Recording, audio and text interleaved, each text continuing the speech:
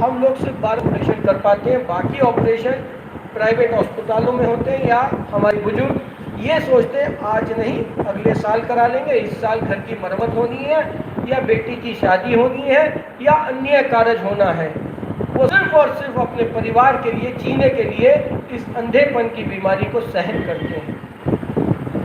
और इसी चीज को समझते हुए हर वर्ष यह भी निर्णय लिया गया है कि हम जितनी सामर्थ्य के अनुसार एक बड़ा मेगा कैंप लगाई करेंगे और उसमें अपने बुजुर्गों की निःशुल्क आंखें बनाने का काम किया जाएगा। उसमें भी आप सबकी दुआओं की मुझे अपेक्षा रहेगी।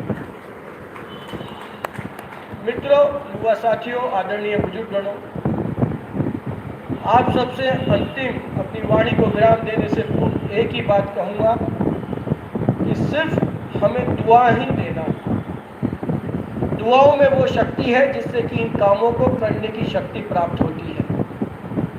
बाकी आपके साथ योगी और मोदी जी हर क्षण खड़े हैं और उन्हीं का सिपाही बन के हम लोग आपकी सेवा में यहाँ सेवाकेदार के तौर पे हर वक्त 24 घंटे लगे हुए हैं।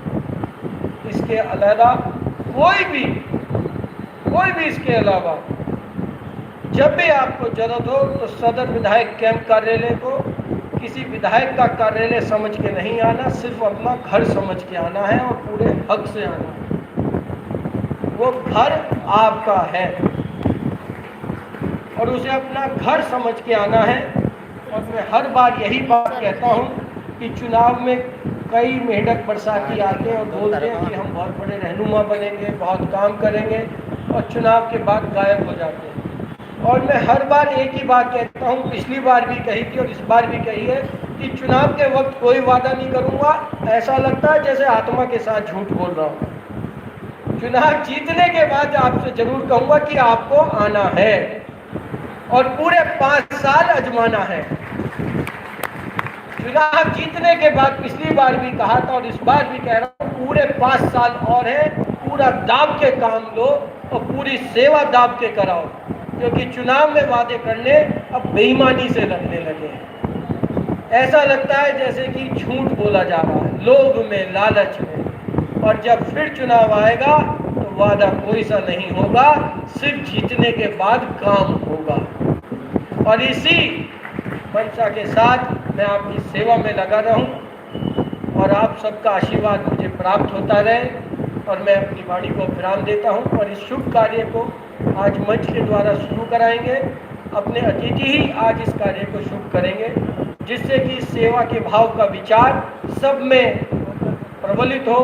क्योंकि अकेला चना, मैं कल चाचा का एक पढ़ रहा था, एक लेख था मेरे दोस्त के लिए लिखा था उन्होंने, तलाम अखरानी के लिए, कि अकेला चना हाड़ तो फोड़ नहीं सकता पर झोंकने वाले की आँख जरूर फोड़ सकता है।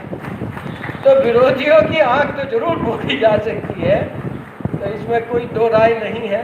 तो इसलिए मैं चाहूँगा कि आज जितने मंच पे बैठे हैं आप सब अतिथिगण, आप सब आज इस सेवा के कार्य में अपनी सहभागिता, जितने क्षेत्रवासी के अपने यहाँ बैठे हुए हैं सभी 9 गाँव के लोग, ये शुभारंभ आप ही के हाथों से हो और आप ही से बांटें और इस विचार को आगे से आगे हम मजबूत करते हुए इस सेवा के भाव को हर जनमानस में इस भाव को पैदा करें, आगे बढ़ाएं और इस विचार को मजबूती दें कि व्यक्ति से व्यक्ति की मदद होती है और जिसने नर की सेवा कर ली उसने साक्षात नारायण की सेवा कर ली।